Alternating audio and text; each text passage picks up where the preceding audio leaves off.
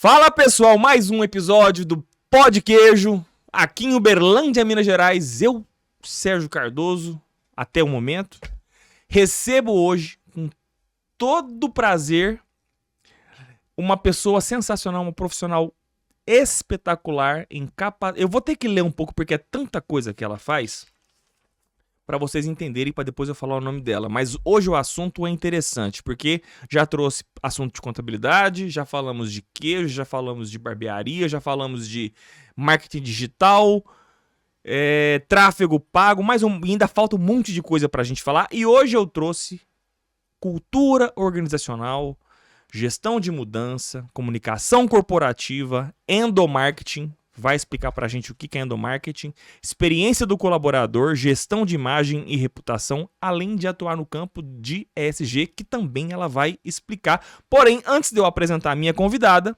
vou agradecer aqui mais um episódio dos meus patrocinadores oficiais, Laundromat Lavanderias, Encanto de Minas e Ecos Black Imóveis. E antes de eu falar da minha apresentadora, eu vou presenteá-la. A minha apresentadora não, a minha convidada. Uau, Depois eu tenho que voltar pra cá pra não descongelar. Porque a Encanto de Minas, ela faz questão de dar, primeiro, o pão de queijo que a gente vai comer durante a gravação e segundo, o pão de queijo que a gente presenteia o nosso convidado. Louco, gente. E hoje diferenciada. Aqui é diferenciado. E aí, já aproveitando que a câmera tá pegando minha convidada, Lívia Gomide vai explicar. Tudo isso que eu falei é tudo a experiência de vida e de currículo e profissional dela, né? Uma grande profissional nessa área do universo do RH e gestão de pessoas. Livinha, vamos tirar uma foto de você com o pão de queijo. É cheddar hoje, né? Excelente. Não esquece de postar e marcar nas suas redes sociais. Eu vejo que você é uma grande influenciadora ali no LinkedIn, né? Tudo que você posta no LinkedIn ali viraliza absurdamente. Vou deixar aqui no link que você tá vendo aqui no YouTube ou escutando no Spotify, o link do perfil da Lívia. Você é muito forte, é mais no LinkedIn, né? Seu foco mais é o LinkedIn, né? Instagram ainda tô muito, assim, não é o foco profissional, né? E eu sou bem low profile por lá, então não tem muita graça. Deixa eu guardar aqui o seu pão de queijo. Livinha, até que viu? O Instagram até que ele já tem um perfil profissional para quem foca no profissional. Não, eu digo eu mesmo. Você mesmo. Escolha, lá eu tô entendi. bem. Mas o LinkedIn sim, é focadaço no corporativo, isso, né? Então assim, querendo ou não, o que você posta lá, você já sabe quem tá olhando especificamente e tudo mais, tal. Então é isso, depois de dar os nossos presentes de patrocinadores e oferecimentos, recebo com todo prazer Lívia Gomide. Muito obrigado. 14 anos de experiência no setor de uma das maiores empresas do ramo atacadista. Sim, né? Sim. Enfrentou um momento aí de transformação. Vou dar um spoiler antes dela começar a se apresentar. Ela enfrentou um momento de transformação no mundo corporativo há 1 ano e meio atrás, né? Nunca trabalhamos juntos, mas a empresa que eu atendi durante 11 anos e outros clientes, numa desses clientes, ela trabalhou por 14 anos, né? Então a gente sempre conviveu ali nesse mundo corporativo e tudo mais. E você, há 1 ano e meio atrás, descobriu a sua veia empreendedora. Sim. Que é o foco do Pod Queijo, né? Pessoas que ou já têm ou já nasceram, depois descobrem com um certo tempo essa veia empreendedora, ou por falta de opção, ou por própria escolha mesmo, o mundo foi levando e tudo mais. E hoje, como consultora, a Lívia vai compartilhar com a gente esse vasto conhecimento de tudo aquilo que eu falei para vocês, endomarketing, gestão de comunicação, colaborador, ESG, uns termos que ela trouxe para mim que eu não faço ideia e também não quis pesquisar, vou deixar ela explicar. Livinha, faça uma breve apresentação aqui, prazer em recebê-la, muito obrigado, agora é com você. Serginho, prazer é meu. Café e pão de queijo, não esquece. Pode deixar, chá comigo. Eu tô super feliz de estar aqui com você. Eu acho que o Pod Queijo, eu acredito mais em ferramentas que a gente consiga compartilhar boas práticas, boas ideias, boas histórias, porque eu acho que tem uma premissa que eu levo para sempre, assim, comigo, que é que a gente tem que ser eternos aprendizes. E eu acho que essa ferramenta é genial para isso, para a gente gerar insights e compartilhar coisas que a gente possa enriquecer, né? Não só a nós mesmos, mas o pouquinho que a gente puder levar daquilo que a gente tenho um pouco de experiência. Então, tô super feliz de estar aqui com você. Muito obrigada. Amei meu presente. Né? Aham. Que coisa boa. Conta um pouquinho só para o pessoal entender quem é a Lívia, né? Qual foi, nesses 14 anos, o seu aprendizado profissional, seu aprendizado, sua experiência. Sua formação foi em... Comunicação social. Ótimo, então tá dentro do ramo, né? Tá, então assim, vou dar um passo atrás antes de falar dessa imersão nesses últimos 14 anos, né? Que eu acho que hoje em dia não é tão comum uma pessoa sentar ali, não sentar, porque embora eu estivesse só numa única cadeira, praticamente, eu acho que é mais comum, acho que nos dias de hoje, essa transição mais fluida e várias experiências, mas enfim. Eu me formei em comunicação social em São Paulo. Em São Paulo eu tive a oportunidade de também navegar em grandes empresas, né? Passei pela assessoria de imprensa da Honda, a assessoria de imprensa da IBM no Brasil. E aí, quando eu vim para Uberlândia, voltei, né? Como boa mineira, voltei para casa. Eu sabia o que eu queria. Eu queria comunicação corporativa. E aí foi aonde eu me encontrei, e eu acho que talvez isso explique ali, eu acho que foi um casamento, assim, de ambição, anseios de carreira e uma empresa que pôde me oferecer, eu acho que, assim, melhor do que qualquer banco de universidade de aprendizados, né, em termos de vida e profissão mesmo, e mercado de trabalho. Então, assim, foram 14 anos de uma experiência incrível, né, eu acho que ali a gente aprende aquilo que a gente vê talvez na teoria, mas muito mais, porque a vida real é o que acontece no dia a dia do negócio, e vivenciar o RH como eu vivenciei, minha área de formação é comunicação, né, com ênfase em jornalismo, e eu atuei depois numa conexão com todos os subsistemas de RH. Então, assim, eu tive o grande privilégio de fazer uma comunicação que tivesse uma cadeira estratégica, né? Claro que nem sempre foi assim, né? Eu tô falando e tentando resumir aqui 14 anos. Foi uma crescente. Eu acho que quando eu entrei no Martins, né? Uma das... Sim. Acho que a gente não tinha mencionado. Não existia uma área de comunicação. Era uma equipe, era uma pessoa que abraçava ali, fazia e, enfim. E aquilo se estruturou ao longo dos anos, né? Houve um entendimento da alta liderança, da relevância da comunicação como uma ferramenta estratégica mesmo para alavancar resultados e negócios. E aí houve esse momento de estruturação e eu acho que o entendimento da liderança dessa relevância fez com que eu tivesse possibilidade de viver uma comunicação que realmente estivesse onde deveria estar e apoiar da forma como deveria apoiar todos os subsistemas de RH. Então, não foi... Eu vivi já um cenário de uma comunicação isolada, que é focada estritamente em comunicação, canal e tarará, mas também vivi esse poder de transformação e de influência da comunicação quando você fala desde o processo de contratação, processo de treinamento, processo de desligamento, do início ao fim da jornada do colaborador, né? Falando de uma maneira muito ampla e breve. Então, assim, eu acho que essa experiência de 14 anos me mostrou um universo muito, muito amplo, né? E olhando para a comunicação não só como uma ferramenta, mas como uma competência que seja estratégica para realmente, de fato, ajudar o negócio a crescer e gerar resultado, né? Com foco nas pessoas. Então, acho que, de uma maneira geral e resumida, eu diria isso, né? E aí, bom, aí tem um outro capítulo, né, que você colocou. Vamos chegar lá. Vamos chegar nesse capítulo aí. Mas, interessante, uma pergunta que surgiu por conta da sua fala aqui agora.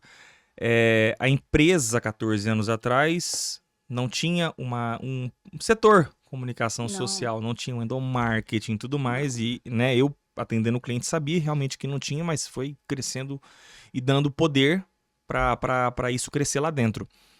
Isso é aplicável apenas nas grandes empresas por ter recursos, por ter budget disponível para novos projetos, ou isso consegue ser aplicável com recursos limitados em uma média e pequena empresa? Não, sem dúvida nenhuma.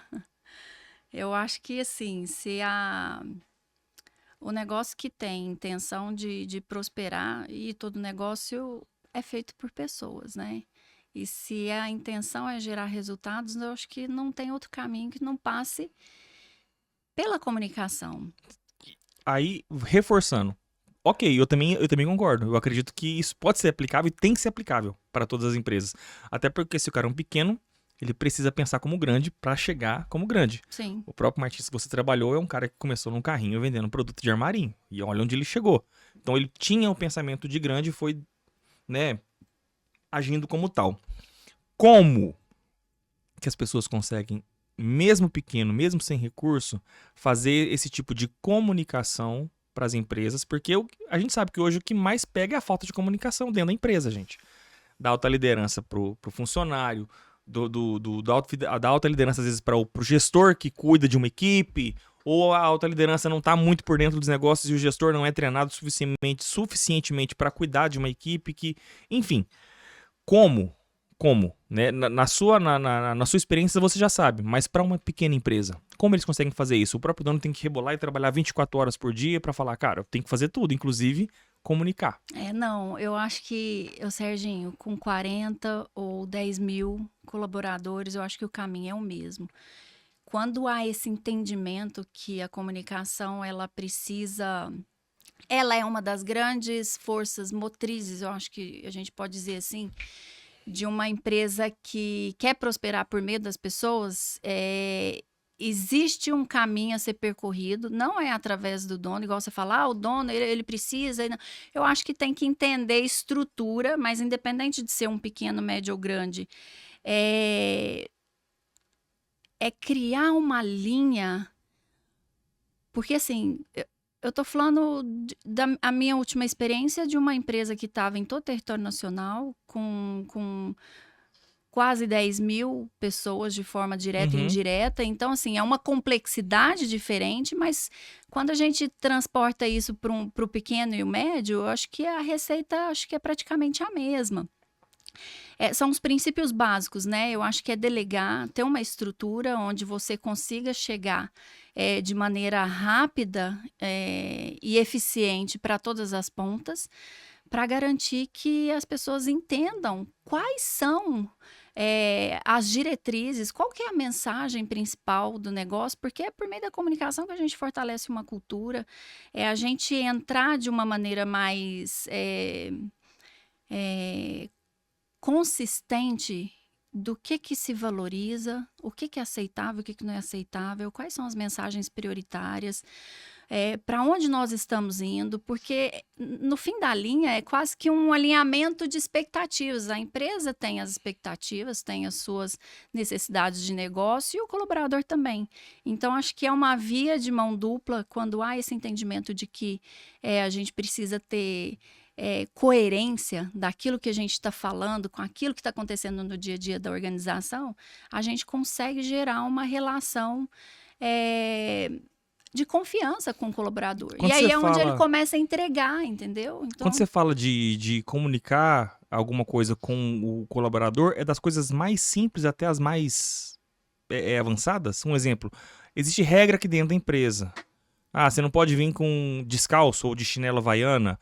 É comunicação das mais simples. Não, essa área não pode ter fumantes.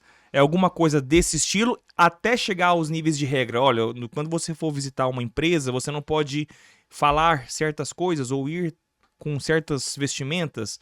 Você não pode chegar no seu funcionário ou no seu par aqui, que senta do seu lado todos os dias, e falar certas frases para não parecer assédio ou algum preconceito. É desse tipo de comunicação que a gente está falando? Também. Porque eu acho que a gente pode pensar em duas vias para a gente tornar esse raciocínio um pouco mais prático. Quando você fala da comunicação corporativa, você está trazendo como se fosse esse manual aí de boas regras de convivência, condutas, comportamentos, valores, princípios. Aí tem todo um regimento que direciona esse tipo de comunicação. Aí você está falando da comunicação corporativa. E tem a comunicação também, que é a do líder, né? O líder como o líder comunicador.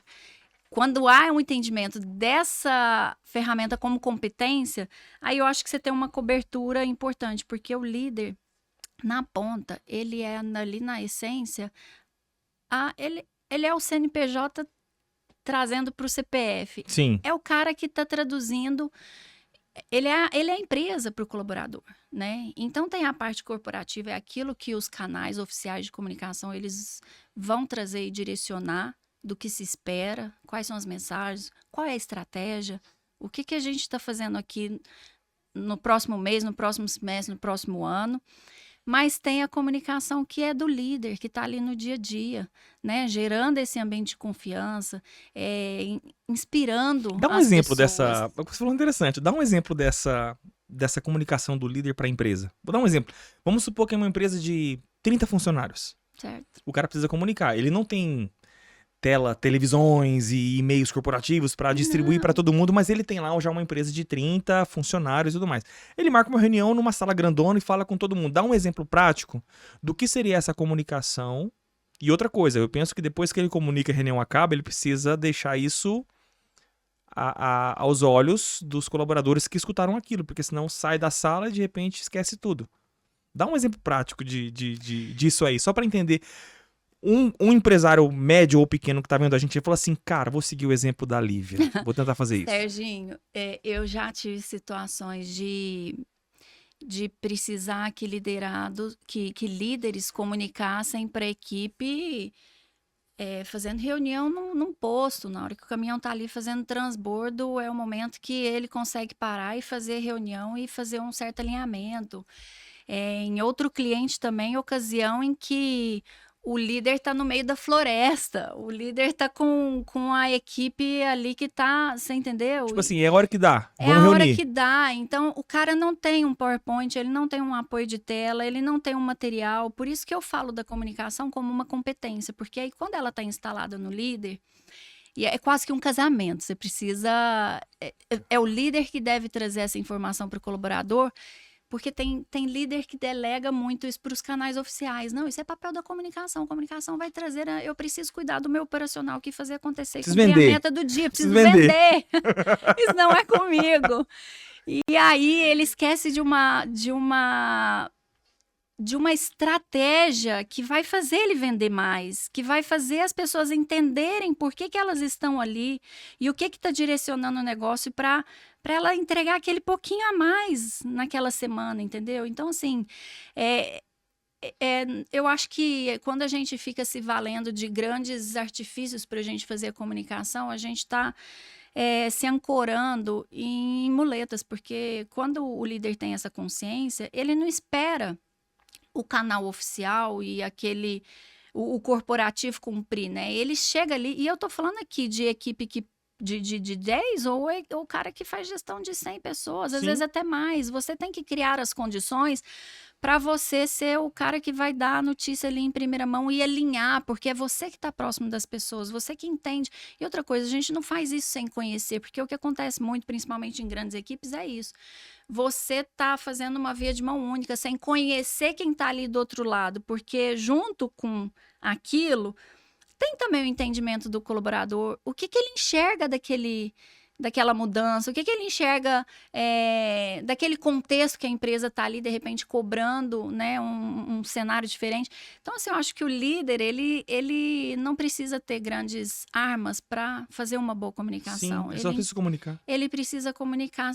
E não é o comunicar. Não é só comunicar, né? Não a gente não pode simplificar tanto, porque aí você está cumprindo um protocolo. Mas houve o entendimento, a parte de lá, entender o porquê que a empresa está fazendo aquilo naquele momento, ela comprou aquela ideia, né? Porque quando você traz a pessoa para esse âmbito de entender o porquê que aquilo está acontecendo e a pessoa está sendo cobrada daquela forma, as pessoas entendem como elas vão fazer aquilo. É o tal do quem tem um porquê enfrenta qualquer como, né? Então, Sim. Eu acho que a habilidade da comunicação, ela passa por isso aí. A gente Lívia, gerar essa consciência e trazer as pessoas com a gente, entendeu? uma coisa que você escreveu para mim, eu achei muito interessante, é a questão assim, a empresa ela precisa ter uma cultura organizacional. Uhum. E eu concordo, ela precisa ter uma cultura organizacional. Na maioria das empresas, e até grandes empresas, não é informado uma cultura organizacional, porque as coisas foram crescendo e expandindo nas coxas. É o que você falou, o cara não tem tempo, ele tem que vender. Sim. As vendas estão crescendo, ele já tem que aumentar o galpão, tem que criar um caminhão, tem que aumentar, comprar mais produto.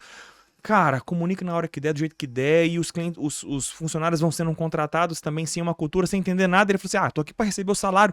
De repente ele começa a fazer uma coisa que não podia. Cara, você não pode fazer uma coisa dessa e tudo mais. Mas não podia, ninguém me falou nada, alguma coisa assim. Tá, mas a empresa aqui, ela quer ir pra onde? O que ela quer fazer? Aí você escreveu uma coisa interessante, que é o diagnóstico dessa cultura, né?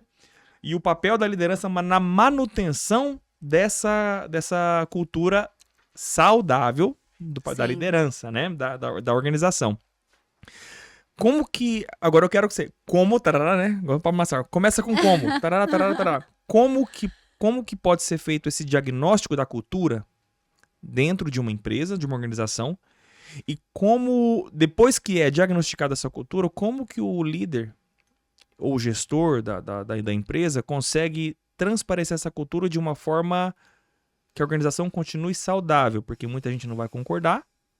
Isso pode gerar até uma mudança de clima que já existia dentro da empresa. Mas de um clima que não existia uma coisa formalizada, que era a cultura. Porque nós estamos falando não é de uma empresa que está começando, nós estamos falando de uma empresa que já está com a roda girando. Sim. Entendeu? Me conta isso. Como começar o diagnóstico dessa cultura, e depois que diagnostica essa cultura, como que o líder ou o gestor vai comunicar isso de uma forma eficiente para manter a organização boa? Serginho, é assim, cultura é identidade, é direção. Sim. É o que vai ditar o tom, as regras, o que a gente aceita, o que a gente não aceita. E a liderança nesse contexto, ela é o grande catalisador disso tudo, né? Eu acho que é quem faz e dá vida para a cultura, né? E a gente põe isso nas costas da liderança porque é o líder quem está ali representando o negócio no dia a dia. E uma coisa é você ter na parede que os seus valores são disciplina, lealdade, inovação, nananã, e no dia a dia você está podando o seu colaborador de ser criativo, de ter novas ideias, sendo que você está com um discurso ali de inovação e na parede, entendeu? Então, assim, existe muito esse fator do walk the talk, né? Quando a gente fala de cultura, a gente tem que estar muito atento ao que a gente está fazendo no dia a dia, porque as ações, elas falam muito mais alto do que muitas vezes as palavras, né? E as imagens que a gente está se esmerando demais para colocar nas paredes da organização e esquecendo que o que vale mesmo e o que influencia mesmo são os exemplos, né? As atitudes no dia a dia. Então, quando você fala de diagnóstico, eu acho que é um entendimento muito profundo que começa com valores, princípios, né? O comportamento, é aquilo que eu falei. Porque até aquilo que a gente aceita está dizendo muito sobre a nossa cultura. Então, quando você faz esse diagnóstico e tem esse entendimento profundo de qual é, Serginho, a sua essência hoje, o que vai fazer esse negócio, independente de contexto, cenário e crise, ser quem ele é e prosperar. É uma espinha dorsal, entende? E aí, quando você faz isso, você tem na mão muita clareza de como você vai construir isso. Então, quando você faz um diagnóstico, você consegue entender quais são os caminhos que você precisa trilhar para estar mais próximo daquilo, porque não é só a sua vontade enquanto dono, enquanto empreendedor, né? É um conjunto de pessoas e almas que estão ali. Então, assim, é você inspirar com muita coerência naquilo que você colocou como princípio e valor principal. E a gente não se desvia disso, né? E não é fácil, porque a cultura, ela é orgânica e viva. Não é aquilo que você ditou como regra que vai acontecer. Sim. E é como eu disse, às vezes você aceita e você nem tá percebendo que tá acontecendo uma coisa, mas aquilo ali tá dizendo parte da sua cultura, né? Então, quando você é complacente com determinados comportamentos, você tá dizendo que a sua cultura aceita aquilo, né? Então, assim, é delicado, mas a cultura, eu acho que hoje junto com liderança, Uma são... coisa interessante que você falou, né? No início você falou assim, o CNPJ existe um dono atrás. Existe um CPF. Uhum. E esse CPF contratam vários CPFs. Então, o valor... Obviamente, todo mundo que abre uma empresa não quer fechar. Ele sonha abrir um Claro. CNPJ. Aí vou começar... Todo mundo tem. Eu vou começar pequeno, vou crescer, vou X funcionários, vai ampliar. Ele tem um sonho, né? Pra chegar lá. E, obviamente, o começo é aplicado à cultura dele. É ele por ele mesmo, ou ele mais algumas pessoas. Sim, Tipo, acaba sendo um retrato dele. acaba sendo um retrato dele, que é um CPF dele. Quando ele começa a expandir, tem esses CPFs embaixo, que estão fazendo a roda girar da empresa, a cultura começa a ser mais do que só ele vale, Com certeza. né? Então, se você, médio, pequeno empresário ou até grande, ainda está colocando apenas os seus valores dentro da sua empresa, começa a repensar que debaixo da empresa, debaixo de você, que é o proprietário ou o gestor principal, existem vários CPFs que também têm outros valores e princípios. Aí sim você tem que começar a esquecer um pouco do CNPJ, do CPF e ver qual é a cultura do CNPJ. Essa é a minha opinião. Tipo assim, qual que é o valores, missão do CNPJ Sérgio Cardoso? Uhum. Então, isso aí eu acho que tem que ultrapassar um pouquinho, até às vezes, o meu valor em prol de todos os CPFs que estão ali cuidando de um CNPJ. Talvez, Serginho, nem seja fazer esse caminho inverso, porque às vezes E existe hoje em dia,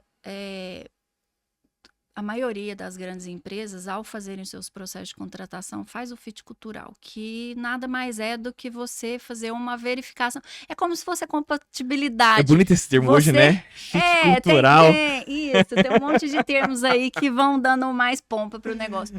Mas é assim, Serginho, não é só a empresa que está te escolhendo. O colaborador é que, principalmente nos dias de hoje, que escolhe a empresa.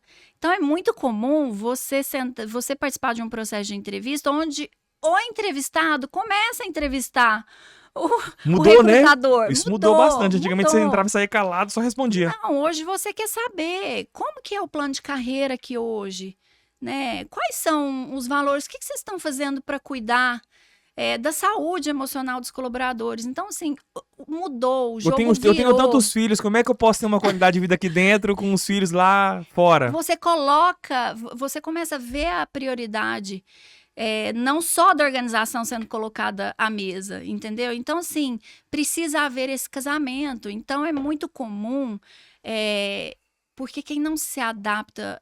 Não é o caminho inverso que eu estava te dizendo, a gente não tem que se adaptar, mas quando a gente mostra com muita clareza quais são os nossos valores, a gente atrai quem... Pô, se eu não gosto de pressão, eu já rapidamente, numa visita que eu fiz ali, conversei com pessoas que conversam ali, eu sei que eu não vou me adaptar, vai ser uma coisa, não vai ser sustentável, entendeu? Então, acho que é muito esse olhar de clareza e transparência daquilo que a gente não é só uma venda, porque aí você atrai a pessoa certa, sabe? Então, não tem uma maquiagem. Ai, nós Nem somos sempre é mais qualificada, né? Porque às vezes você quer vender uma imagem, você entra lá, você passa uma imagem que você é uma empresa cool e super aberta, né? Chega lá, o seu líder não aceita que você tá com esse brinco, ou que você tá com a cor desse cabelo. Então, se meu cabelo tá pro lado esquerdo, mas ele queria pro lado direito. É, mais ou menos aí, por aí. Então, assim, eu acho que é diferente. Aí, voltando para o que a gente estava falando, tem essa questão de você ter muita transparência do que você quer e espera das pessoas, porque aí você... a pessoa tá no lugar certo, né, para fazer aquilo que é esperado. Sim. Sim, vamos falar de polêmica. Porque eu entendo e já passei por grandes empresas, grandes corporações que aplicam valores, princípios, têm visão, missão, tudo mais e tal. Mas na prática não se aplica 100%, é onde começa a gerar as mudanças de clima organizacional e tudo mais. E aí eu falei de um exemplo, inclusive não só foi um exemplo meio... Foi um comentário capcioso, porque eu sei que você passou por isso.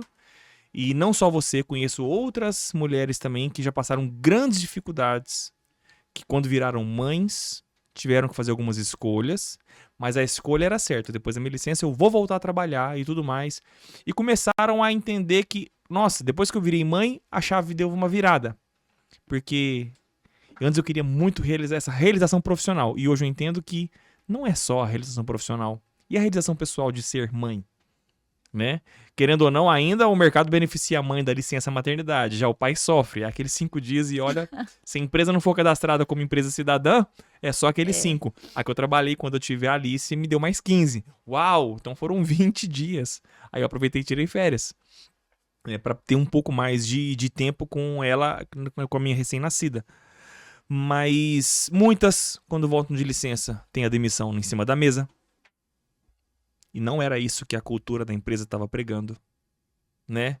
Empresas que quando já imagina que a empresa já entrevista a mulher fala assim, ela tem pretensões de ser mãe. Já vamos trocar, porque eu não tenho condições de manter uma licença de uma pessoa que está uma licença maternidade, depois tem que contratar outra pessoa, treinar tudo de novo.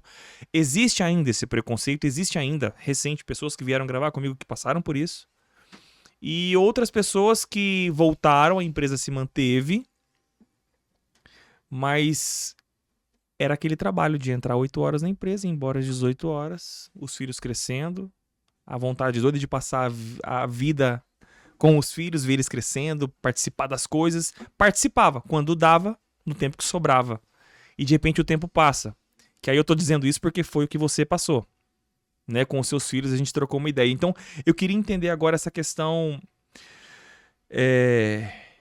Como você lidou com essa questão de ver seus filhos sendo em 2, né? De 11 e 8. E a maior parte deles você passou trabalhando dentro de uma empresa. Sim. E agora, 1 ano e meio atrás, você saiu dessa grande empresa, começou a ter a sua vida empreendedora, que por mais que o financeiro ainda não está no patamar que você ganhou, mas está vindo ali e tudo mais, você descobriu uma qualidade de vida extremamente diferente em relação a essa questão dos filhos.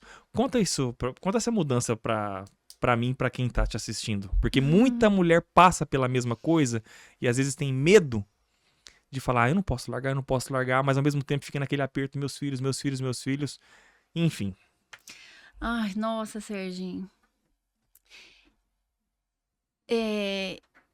Eu sempre fui muito nerd, assim, em relação à minha carreira, profissão, autodesenvolvimento, autoconhecimento. Sempre busquei, priorizei, né? Com 15 anos eu morei fora, fui para outro país, porque, enfim, aquela coisa de você querer se preparar para o futuro, né? Adolescente e tal. Fiz faculdade em São Paulo, voltei, e, enfim, deixa eu te contar então um pouquinho disso para chegar onde a gente chegou, porque você começou a provocação com o seguinte: como que foi a maternidade nesse contexto, né, da carreira, da profissão? Felizmente, eu não vou mentir que o primeiro filho te tira do trilho, ele dá uma balançada, né? Você tá vivendo tudo novo, uma experiência, a realização de um grande sonho para mim, né? Eu sempre quis, desejei ser mãe, então assim, mas eu tava imersa numa jornada de crescimento, de desenvolvimento de carreira. Nessas horas eu acho que o papel do meu marido foi fundamental para me dar força. A gente estava num momento muito importante assim de parceria na construção do que a gente queria para o nosso futuro. Então ele foi ele é o cara. Ele foi assim um eixo muito importante para me dar força, né, para entender. E é até legal contar essa história porque nessas balançadas ele falou assim para mim: fica tranquila, porque nosso filho, vai precisar de você quando ele tiver uns 10 anos, né? Essa primeira infância não é óbvio que não é diminuindo o papel da mãe, mas assim, em termos de necessidade, enfim, não sei te detalhar assim como que foi na cabeça dele, mas eu tive um bom entendimento disso, segui firme e foi muito bom porque eu vivi, depois daquilo ali, grandes momentos profissionais de crescimento. Não me arrependo das escolhas, porque foi uma escolha muito consciente. daquilo que a gente queria construir. Então, acho que, olhando para o lado pessoal, junto com o profissional, teve uma decisão muito consciente. E em termos de empresa, foi muito positivo também, porque não era uma empresa com licença maternidade estendida, enfim, mas por isso que volta e meia eu trago o aspecto da liderança como um ponto primordial no aspecto de qualidade e equilíbrio de vida dentro das organizações, porque embora a empresa não tivesse em termos de processos, né, e leis, talvez, nesse contexto, eu tive uma liderança muito apoiadora. E eu era cobrada pelo resultado. E quando não né? tem? Então, eu sabia que quando eu estava saindo para levar, porque precisei de uma emergência e no pediatra, etc e tal, eu ia voltar e encontrar um ambiente propício para eu continuar fazendo minhas entregas, né? Quando não tem, Serginho, eu ia falar uma palavra, não vou falar, né? Não, pode falar. Pode falar. Qualquer coisa a gente corta. Olha, é complicado. É complicado. É muita elegância. Porque, assim, a gente não desassocia. Eu não passo o crachá e largo a Lívia mãe lá fora. Não largo.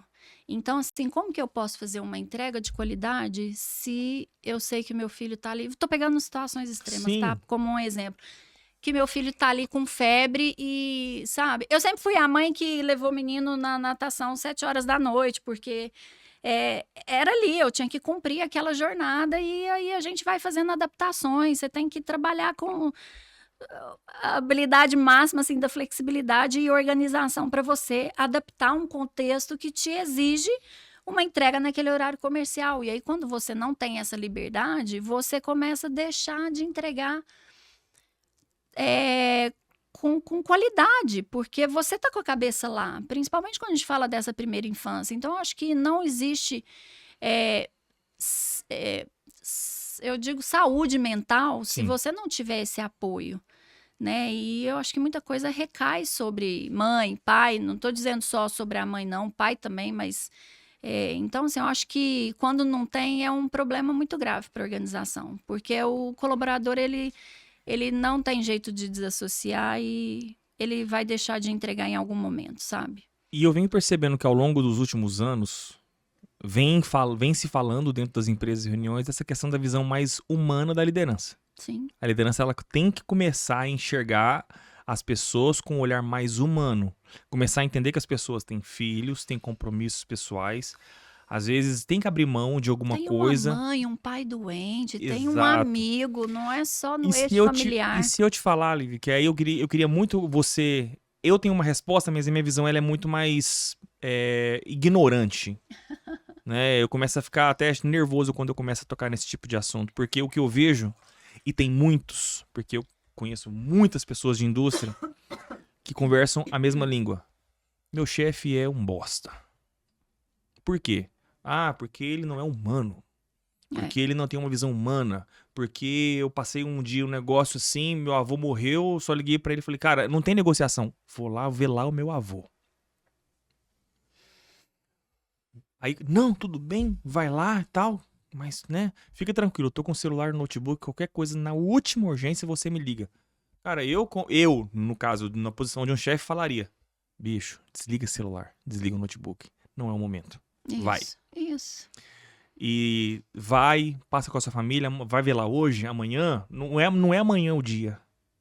Daqui a 4, 5 dias, uma semana, que tempo você precisa? Isso. Depois a gente vê. Uhum. E aí o cara, meu avô, não sei o que, ele... Não, vai lá. Qualquer coisa, manda, deixa o celular ligado, eu te ligo. Beleza. No outro dia já ligou. 9 horas. O sonzinho do Teams. Vamos lá marcar uma reunião. 9 horas da manhã. Tipo assim, seu avô morreu ontem, tá tudo certo, e é hoje. Hoje já vamos trabalhar. Líder de uma grande empresa, colocado pela empresa, o cara tá lá 20 e tantos anos de empresa. E aí? E vou te falar, esse é só um exemplo, tá? Uhum. Aqui nós vamos perder uma hora só de exemplos que eu tenho pra te contar de grandes líderes, grandes e péssimos líderes que agem dessa forma, sem uma visão humana, mas as empresas insistem em manter esse tipo de pessoa. Por quê?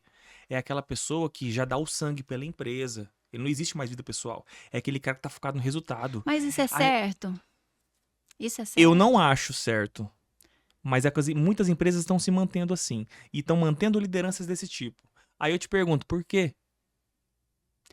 Porque isso aí, querendo ou não, gera uma crise dentro de uma empresa. Exatamente, Uma Serginho. quebra do clima organizacional de pessoas da nova geração que estão visando cada vez mais qualidade de vida, que é o próximo tópico que nós vamos entrar. E parece que eles não estão entendendo. Mas aí é a outra face da moeda, assim, é o resultado, Serginho. Porque quando... Isso me incomoda profundamente.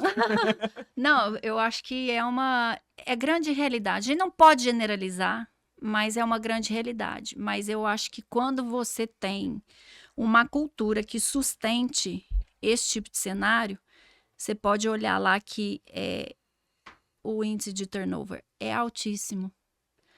E eu brinco até o presenteísmo, né? O presenteísmo é aquele cara que tá lá cumprindo a ordem, o horário, a jornada, esquentando uma cadeira, esperando o contra-cheque no final do mês. Ele tá produzindo? Ele não tá produzindo.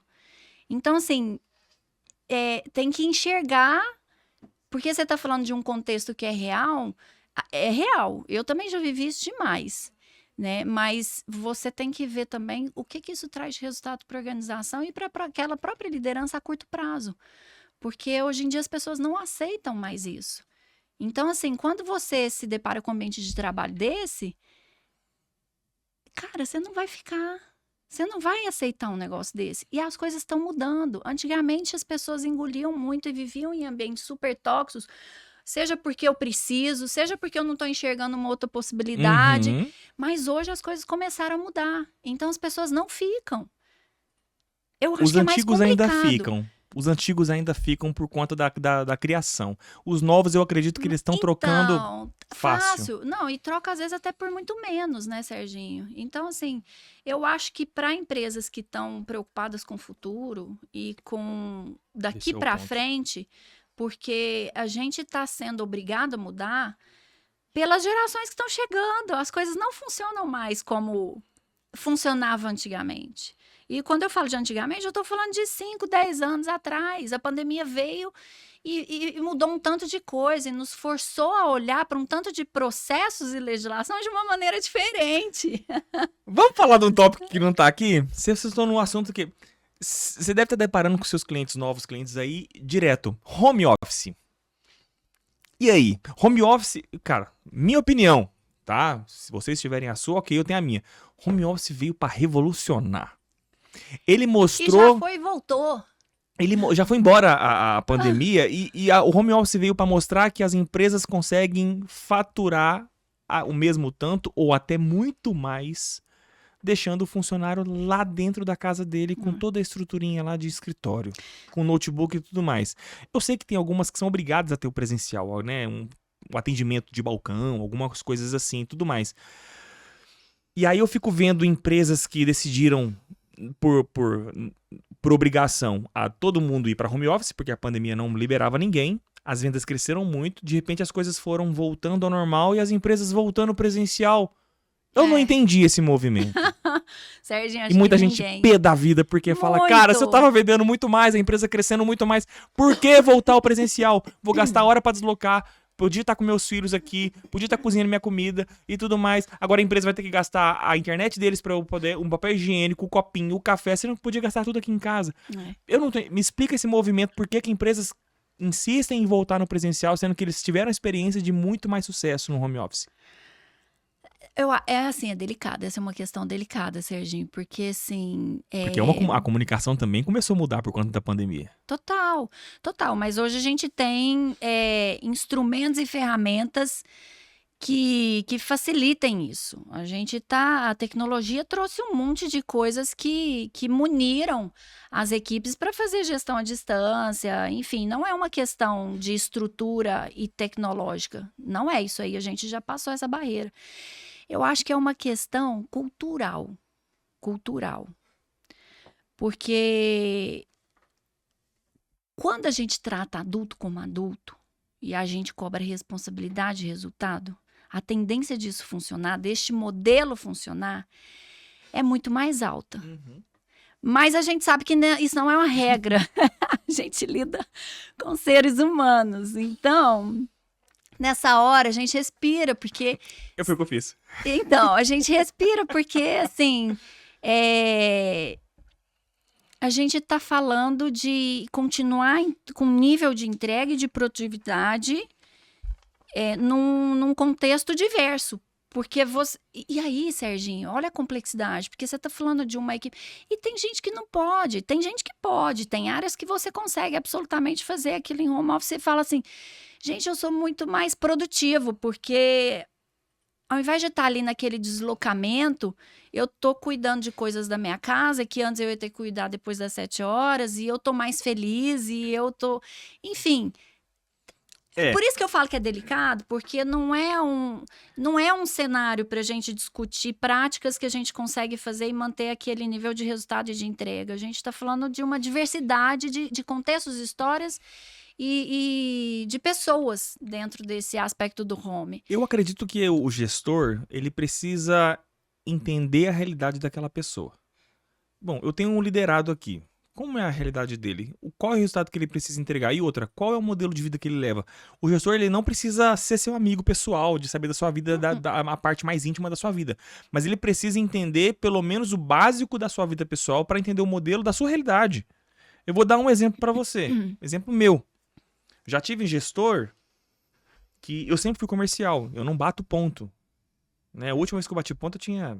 sei lá, 2005, quando eu trabalhei no administrativo. Depois que eu pulei pra parte comercial, eu nunca mais bati ponto. Tem 15 anos que eu não sei o que é bater ponto.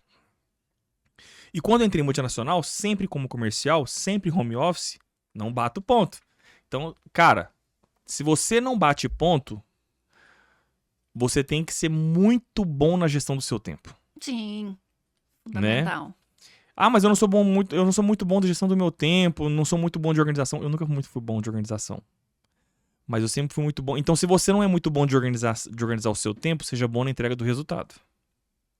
Aí nisso eu sempre fui muito bom.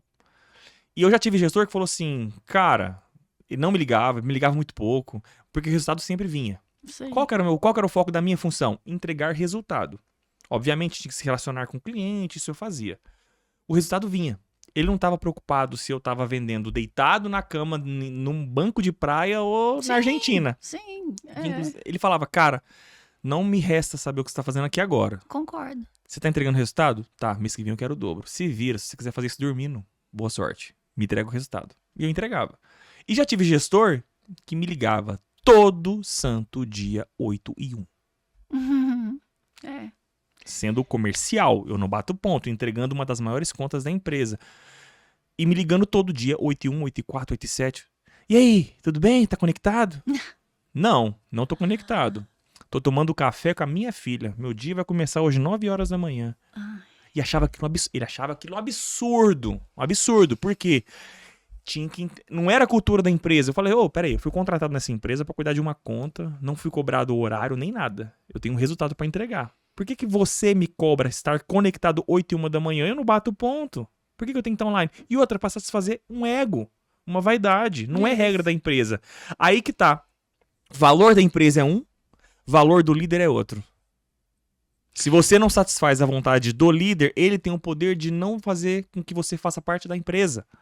É onde eu falo, isso está errado. E a empresa se mantendo uma liderança dessa forma, dá o turnover, dá tudo. Então, sim, eu te falo, Lívia, você falou uma frase muito boa.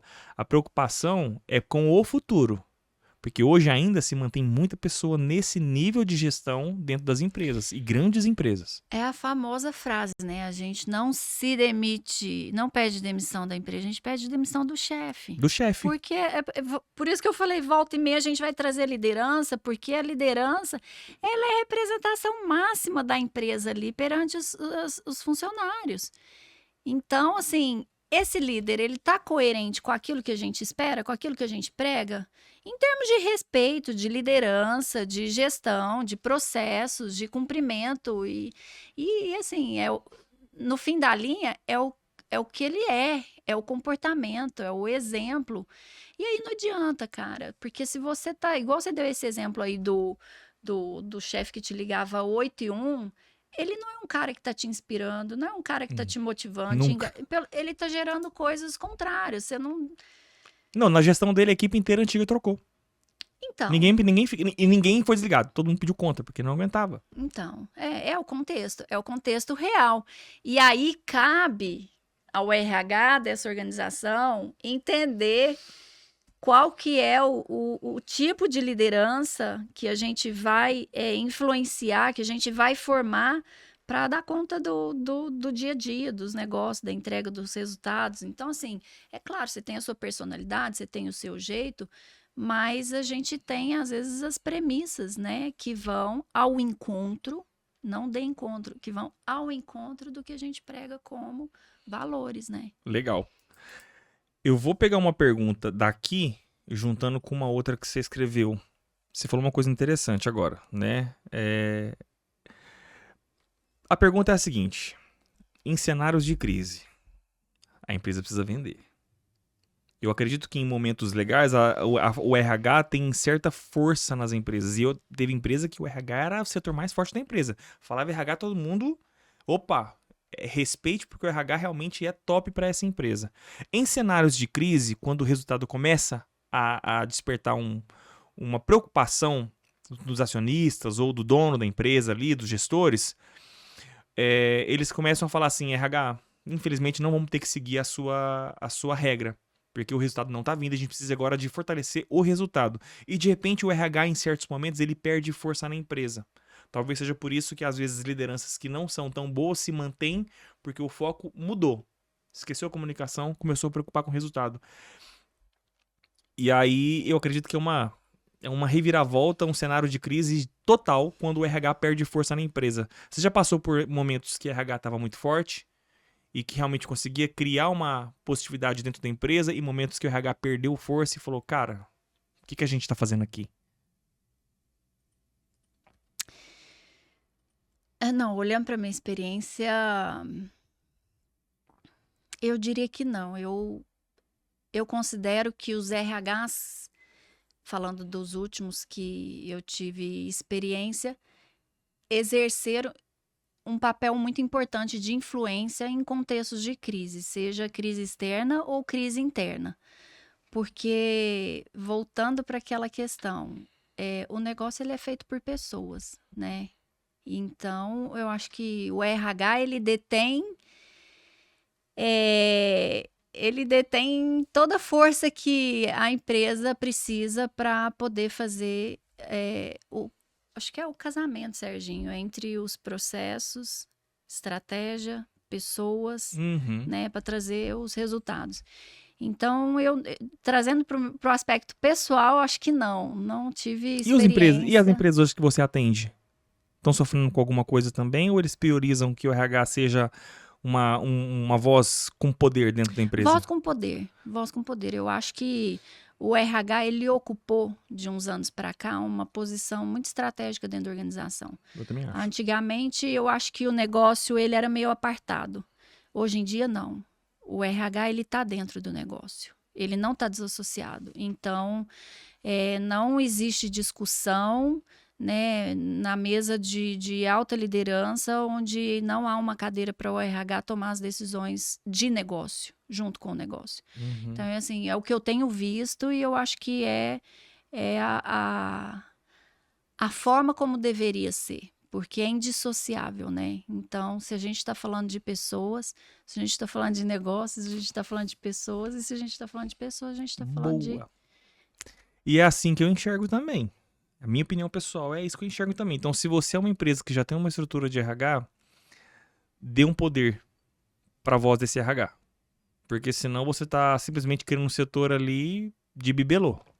Se você está criando um setor de RH só para contratar e demitir, fecha o setor, deixa você na mão da contabilidade. É mais fácil. Porque se você dá voz ao poder, você vai preocupar com o seu negócio, que é crescer a empresa em outros segmentos ali, comerciais, logística, que seja, serviços, produtos, e deixando o RH cuidar da questão da cultura. Porque eu falo por mim, né? eu estudei bastante e tudo mais, tal, mas eu não sou um psicólogo, eu não sou um comunicador social com experiência em RH. Eu tenho experiência do que eu convivi com esse de pessoas, sei lidar até certo ponto com esse tipo de situação de RH. Mas não me deu o poder de contratar e demitir alguém porque eu não tenho um know-how específico Sim. para escolher a pessoa certa. Eu vou escolher aquilo dentro do que eu quero, que vai encaixar com a minha pessoa. Eu acho que eu vou me dar bem com essa pessoa. Pronto. Você não está contratando, às vezes, a pessoa certa. Então, eu acredito muito no que você falou, dê poder ao RH, e mesmo em tempos de crise, você pode até enxugar o setor, mas não elimine o setor de RH e muito menos não elimine o poder que o RH tem nas empresas, porque se em bons tempos o RH tá lá, com todo o poder, né, de voz, e mantendo uma cultura organizacional, ela vai conseguir manter essa mesma cultura em tempos de crise também. Né? Essa é uma opinião que eu levo bastante. E falando em futuro, nós estamos falando de um futuro incerto, por conta dessa geração imediatista. E aí, você escreveu um termo aqui que eu quero entender. Primeiro, primeiro explica pra mim o que é o seguinte, né? Na hora de contratar a habilidade de um profissional ótimo, aí você colocou nesse mundo VUCA. Primeiro, o que é mundo VUCA? O mundo VUCA Isso é um termo que eu não conhecia. Mundo VUCA. é o volátil, incerto, né? Então, assim, eu acho que mais do que qualquer tempo, Serginho, a gente vive tempos de grandes mudanças. Sim. É o tempo inteiro mudança. E aqui eu não tô nem dizendo de tamanho, se é incremental, se ela é complexa. Eu tô falando, assim, de velocidade, as coisas com tecnologia. É o tempo inteiro a gente passando por mudanças, né? E aí você fez a pergunta relacionando ao imediatismo, né? Você tá falando de... Aí, falando desse mundo VUCA incerto, mas você respondeu, é um mundo volátil e incerto, né? E aí, desse volátil e incerto, que as coisas estão indo com muita velocidade, nós estamos falando do futuro, que é essa nova geração de trabalhadores. Né? Nós já estamos numa geração, não é nem a passada, já é a penúltima ou antepenúltima, né? A nossa, né? Os quarentões. E a galera de hoje, elas são muito imediatistas. Elas querem, é o que você falou, né? Hoje eles fazem perguntas, eles são questionadores. Eles querem entrar numa empresa, é eles que escolhem. Nosso salário é bom, mas eles não fazem o que eu quero, tipo plano de carreira, uma qualidade de vida, uma folga a mais e tudo mais. Eu não tô querendo dizer que o trabalhador quer folgar demais e viver, como é que fala? Pressionando o empregador, não. Mas eles querem agora entender que existe um equilíbrio de vida. Eu te entrego o que você quer, mas entregue a qualidade que eu também preciso da minha vida. Só que eles são muito imediatistas. Se não agradou, eu troco.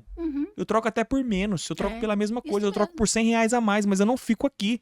Mas você vai perder seu benefício. Não tô preocupado com benefício. Eu só quero trocar e pronto. E nisso as empresas não... doidas.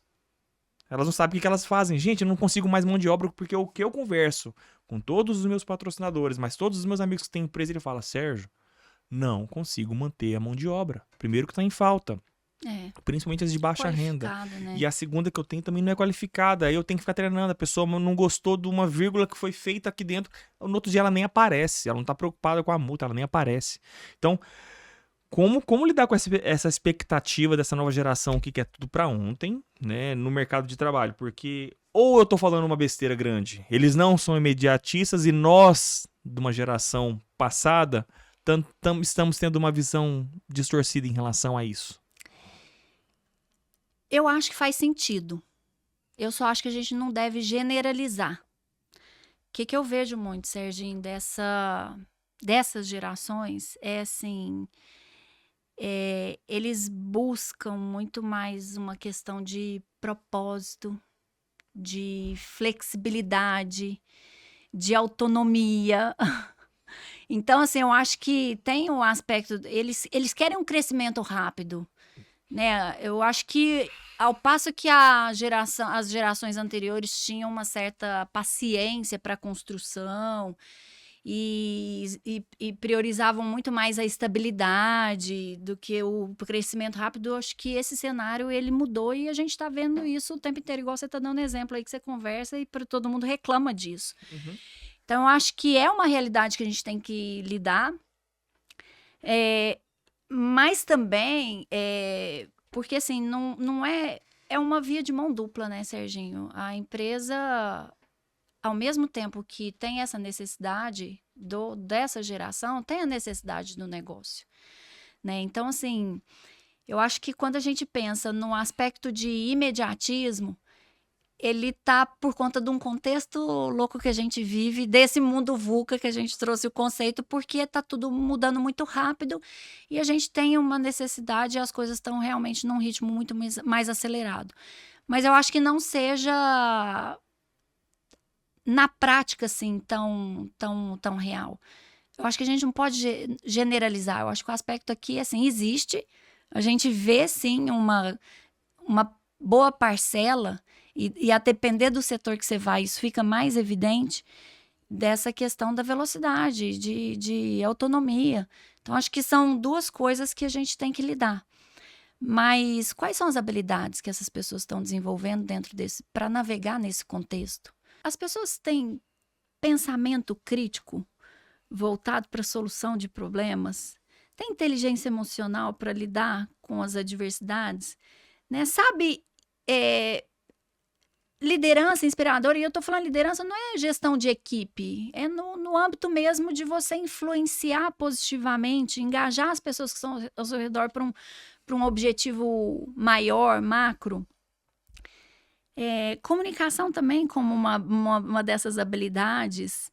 As pessoas estão, penso assim, em adaptabilidade, né, em resiliência para os contextos de hoje em dia. Quando a gente fala do contexto de hoje em dia, quais são as habilidades que esses jovens e que essa geração está entregando para dar conta de tudo que a gente vive, na velocidade que a gente vive, com a pressão que a gente vive? Eu que te pergunto, você que é expert nisso. E aí? Como que vai... Porque assim, nós estamos num mescla, nós estamos numa transição de uma geração que já está indo embora para uma nova geração que está assumindo que é tudo muito rápido. De repente, eles vão sumir daqui a uns anos, são eles que vão sumir o todo. Eu acho que, assim... Qual a expectativa para alinhar isso hoje até chegar nesse ponto? Serginho, falando em termos de empresa, eu acho que é criar uma cultura que valorize esse diálogo, porque a gente você vê essas duas gerações, não é nem um conflito, é uma mistura dessas gerações, né? E eu acho que quando você cria fortalece uma cultura que seja propícia a esse diálogo, abertura, a questão da diversidade e inclusão, né? Você tá favorecendo um ambiente a verdadeira diversidade e inclusão. Você tá abrindo espaço para gerar um espaço que seja mais criativo, mais colaborativo e aberto à inovação. Porque quando você permite, de fato, essa mistura, eu acho que a gente está fazendo... O que está acontecendo? O microfone pegou aqui. A gente está fazendo... A gente está permitindo a criação de um ambiente que seja mais colaborativo. Eu acho que quando a gente tem isso real, funcionando, você deixa as pessoas entregarem mais daquilo que elas são capazes de entregar, né? Sim. E aí vai as opiniões de cada um, né? Eu concordo, mas daqui a pouco as empresas estão pegando o jovem de 20 anos para gerir uma equipe de 40 pessoas, só porque ele tem uma teoria muito boa, numa bagagem de teórica, mas não tem prática nenhuma. Mais ou menos, Serginho, depende, mais ou menos, porque eu acho que, assim, eu na minha experiência ainda não vi isso, eu vivo até o contrário. Não, na sua experiência, não, isso, existe não, mas peraí, nós estamos falando dos dois opostos. A empresa que você trabalhou durante 14 anos, e eu conheci ela, é uma empresa já com 70 anos de idade e tudo mais, a cultura foi lá 3, 4 gerações para trás, aí eu concordo. Aí você tá num oposto, muito oposto mesmo, é extremamente conservador. E eu já presenciei outras, o oposto. Quando você vai para o ambiente de startup, e aí a gente tá falando desse contexto. É uma realidade que a gente tem que se adaptar. Vamos muito longe, esse estúdio aqui é fora da curva, cara. Eu adoro esses caras aqui. Toda vez que eu vim aqui, eu sou o tiozão. Eu sou o mais velho daqui do estúdio. E eu sou um jovem, E quando eu saio daqui, o mais velho é o Caio. O Caio tem 32. 32, velho. Lívia. 32 é o cara mais velho da empresa. O gerente geral tem 24. A Sofia, você tem quanto? 18? Eu chutei, ela tem 18. Mano, a menina destrói nos criativos aqui e tudo mais. Então, assim, existem esses jovens que eu admiro fora da curva e tudo mais. Você vê que eles são educados, atendem bem e tudo mais. Você fala, opa, ó, tem uma geração boa vindo por aí. Super, sabe? super. Então, aí vem a pergunta, né? Como que as empresas hoje, as empresas que são conservadoras, as que são no mescla entre conservadorismo e já o modernismo e tudo mais, como é que eles podem se adaptar para engajar e reter esses jovens talentos aqui? Eu acho que é criando esses ambientes de trabalho cada vez mais colaborativos. É a via de mão dupla, Serginho. Eu acho que a gente tem que ter culturas que dialoguem, independente de gerações, né, para poder fazer com que as pessoas sintam que estão num ambiente de confiança e possam produzir, possam ser felizes. A gente estava falando do humanizado, eu acho que é muito nessa vertente de que a gente está lidando com pessoas o tempo inteiro, né, e é isso, a gente precisa entender que é uma mescla de capacidade e competências para a gente chegar. Olha, é fazendo uma correlação, assim, às vezes com o esporte. Você tem uma polivalência de talentos para, no fim das contas, você ter a vitória do jogo, da partida. Então, acho que o ambiente corporativo, ele é isso. Ele é a junção de uma diversidade de talentos, de competências, de intelecto, para, no fim das contas, você ter uma grande possibilidade de prosperar, né? E nem sempre é ficar oferecendo benefício, desconto isso, desconto naquilo, parcerias de empresa só para ficar dando benefício para funcionário, se não melhorar o outro ponto também. E o que faz sentido? Né? O que faz sentido? Porque às vezes você acha que você oferece um grande benefício, mas aquele público que está ali, ele não valoriza isso. Então, o que é benefício hoje para esses Boa públicos? pergunta. Você está fazendo o que é benefício? Boa pergunta. Você está fazendo o que é protocolo, que é de prateleira, ou você está atendendo às necessidades do seu público, do seu negócio, do seu setor? Então, assim, a gente tem que entender e se perguntar antes de... Livinha, o que é benefício hoje para a empresa e para o funcionário? Uai, benefício às vezes é o vale transporte ou é... ou é, sei lá... Eu tenho grandes benefícios da minha empresa. Vale transporte, vale refeição, vale não sei o quê. Mas eu passo por ansiedade, depressão, eu tenho burnout. Então, não tá sendo um benefício. E o que é o verdadeiro benefício? Eu acho que, Serginho, quando a empresa ela se preocupa genuinamente com as pessoas e, a partir disso, ela cria processos, né, muito focado no desenvolvimento, né, planos de carreira, qualidade de vida. Eu acho que qualidade de vida... Esse, para mim, é o maior benefício. De 5 anos para cá, ela é a tônica. Ofereça qualidade de vida. Qualidade de vida, porque não adianta você falar assim, você tem essa flexibilidade, mas no tempo que você está aqui, você está morto. E aí, quando você sai, você não tem energia para mais nada. Então, assim, é uma balança que precisa ser equilibrada. E qualidade de vida não quer dizer ficar dando folgas e folgas para funcionário. Não é isso. Não é. Não é isso. Eu acho que é mais abrangente. Vamos... Tô falando que o tempo já foi, que aí a gente tem 3 horas para conversar aqui. Umas coisinhas que eu não deixei você ler, porque aí eu escrevi só para mim.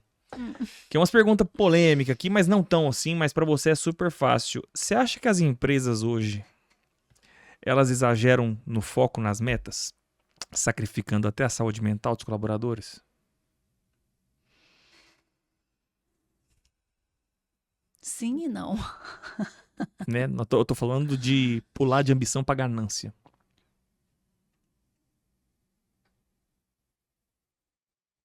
Eu continuo dizendo que sim e não. Porque eu acho que há organizações que fazem isso com mais consciência, entendendo o seu potencial de crescimento, sem colocar as pessoas de lado dentro dessa meta agressiva. Mas, assim, eu já vi muito um pelo outro, sabe, Serginho, sacrificando. Eu acho que isso é uma realidade ainda, porque o discurso eu não sou uma entidade filantrópica, eu estou aqui pelo Sim. lucro. Sim, isso. Não vamos ser hipócrita, não. A gente trabalha Eu pelo estou dinheiro. aqui pelo lucro.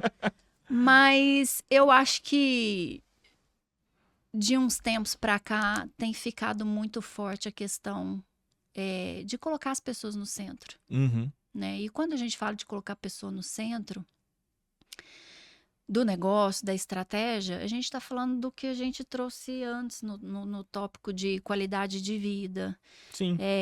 de desenvolvimento de carreira, porque as pessoas, elas vêm cada vez mais com um senso forte de propósito. Então, não é pelo dinheiro que eu estou aqui. O que que nós estamos construindo? O que que eu estou... É a relação ganha-ganha. O que que eu estou aqui me desenvolvendo, né, enquanto pessoa, enquanto profissional, e ao mesmo tempo contribuindo para o crescimento desse negócio, para a Sim. entrega. Eu estou impactando. Então, quando a gente fala também de impacto social, acho que é um aspecto muito forte. Para gerar negócios, para gerar resultados, né? Então, é indissociável. Acho que se a gente fizer esse exercício de trabalhar o crescimento, as metas agressivas, mais arrojadas, pensando no ser humano, como ser humano, com suas necessidades, eu acho que a gente tem condições de fazer um equilíbrio legal da balança para o negócio e para as pessoas. Sim. Eu vou pegar essa pergunta e vou colocar como corte, Caio. Eu vou marcar o Festa da Firma. E vou perguntar. Pergunta aí pros seus seguidores. Sua empresa exagera o foco em meta? Como é que tá essa saúde mental? Porque o que eu vejo muito quem deve estar ganhando hoje dinheiro é psiquiatra e psicólogo. Certeza. Com burnout de funcionário Certeza. que tá... Mas assim, eu concordo com você. O foco, tem que haver um equilíbrio, porque ninguém não vamos ser hipócritas. A gente trabalha pra ganhar dinheiro, gente. Sim.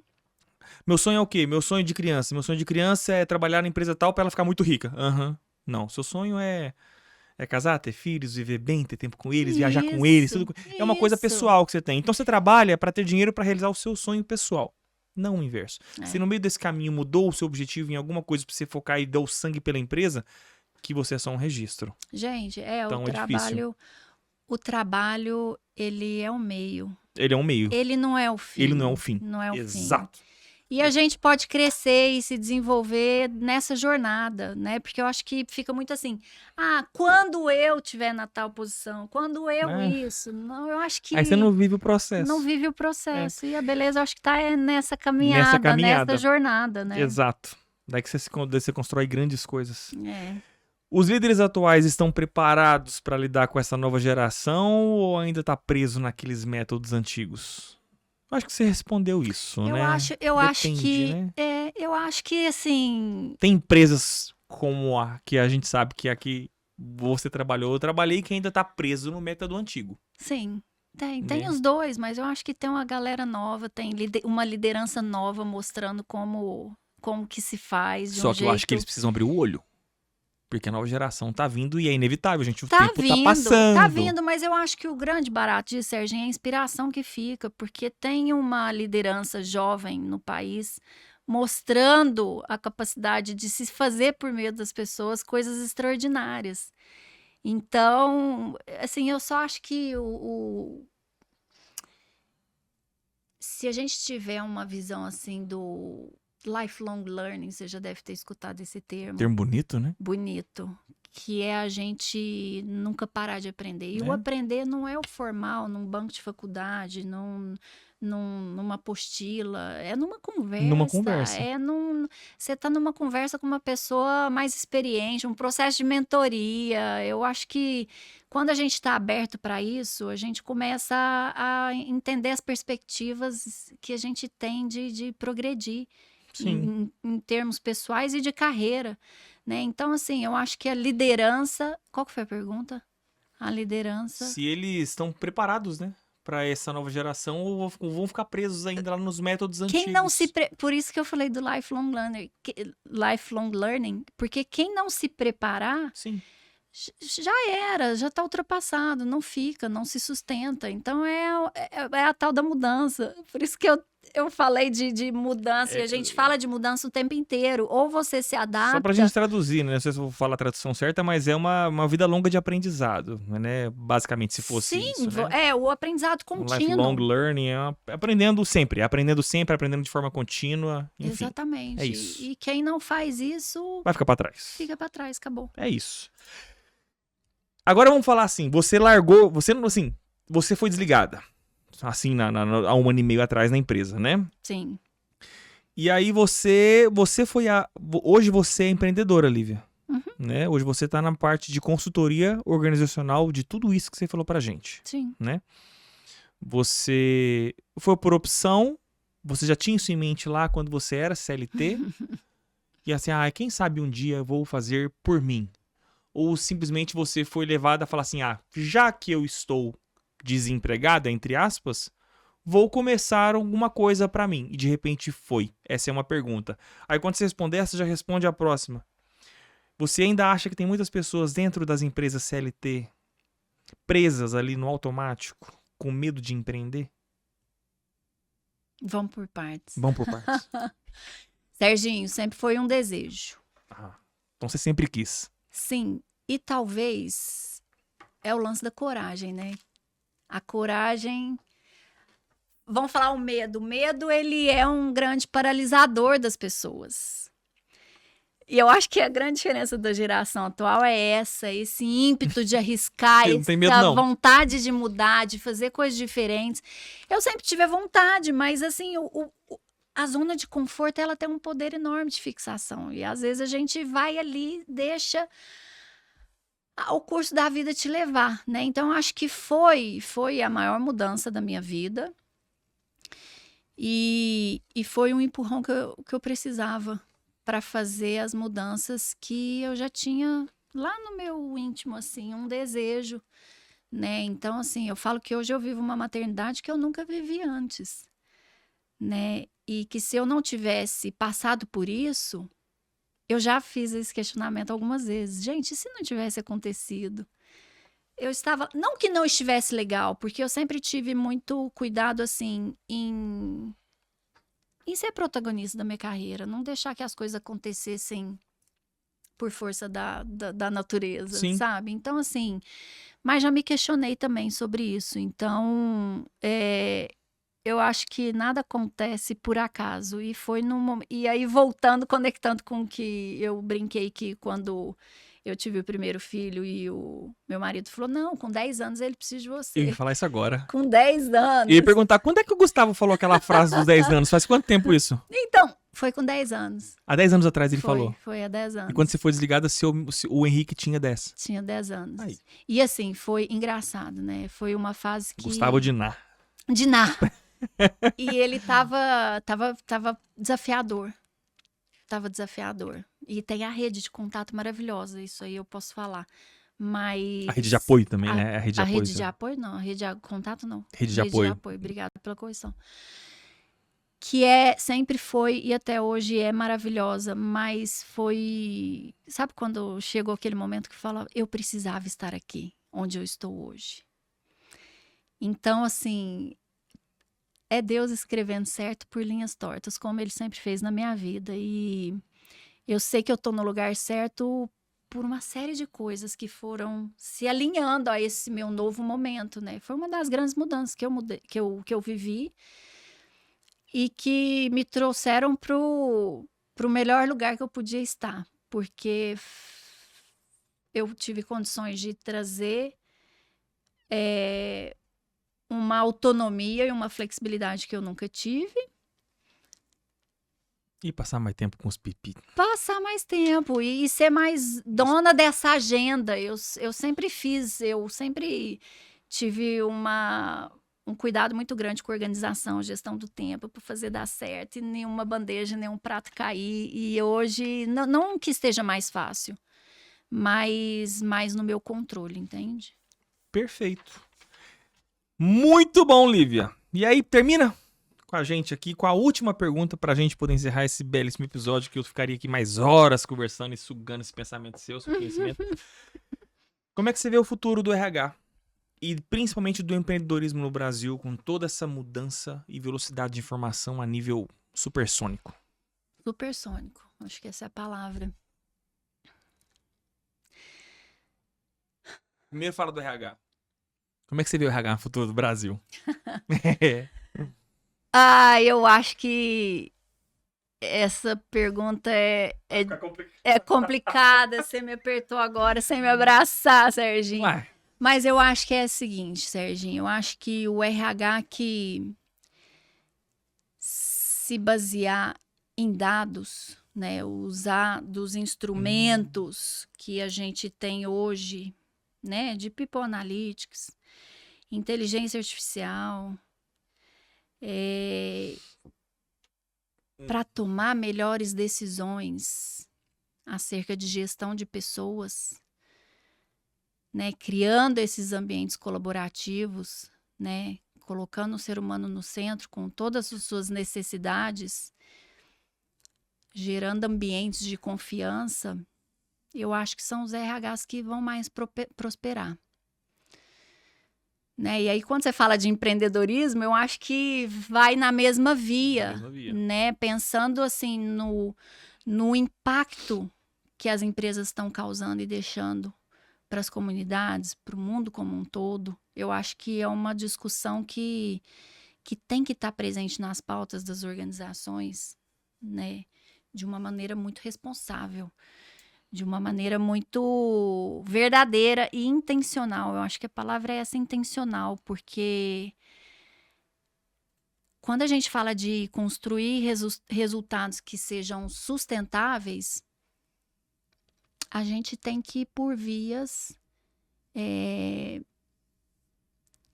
fazendo uso de toda esse ferramental que a gente tem, né, que a tecnologia e a inteligência artificial e os dados hoje estão propiciando para as organizações tomarem decisões mais coerentes e assertivas, né, com seus propósitos. Uhum. E aí volta na questão do propósito, né? Qual que é esse propósito? Né? Qual é o impacto que eu quero deixar aqui para todos os públicos com que eu me relaciono? Para não ficar stakeholder para lá, stakeholder para cá.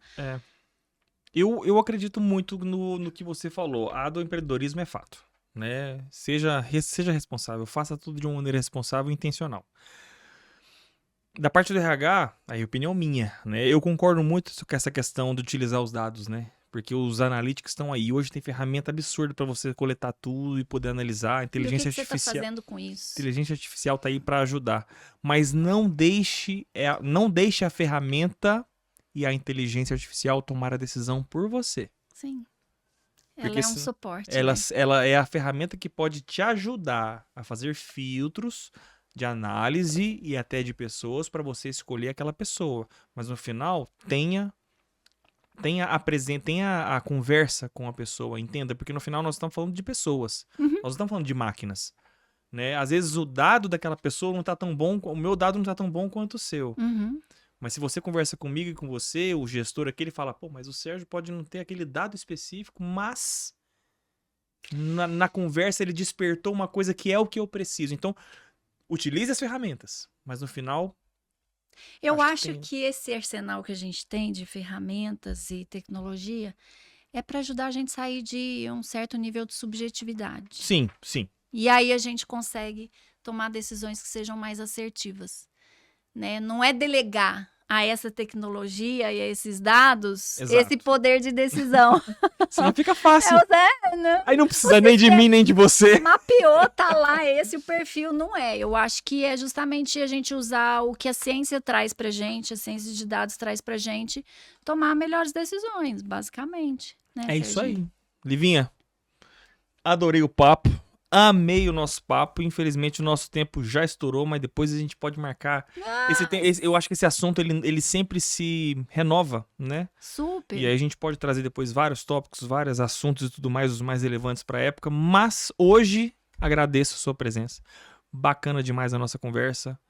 Se você tá vendo esse vídeo aqui no link abaixo, vai estar o perfil da Liv no LinkedIn, que hoje ele é consultora organizacional de tudo que ela falou e muito mais que a gente ainda não deu tempo de falar, que é a questão do endomarketing, né? Que endomarketing, para quem não sabe, depois você me corrige se eu estiver falando errado, é o marketing para dentro da empresa visando o bem-estar de todo o pessoal, né? Toda a equipe de pessoas que trabalham lá dentro. Então, existe também esse endomarketing, para quem não conhece o conceito, é o bem-estar interno. Sim.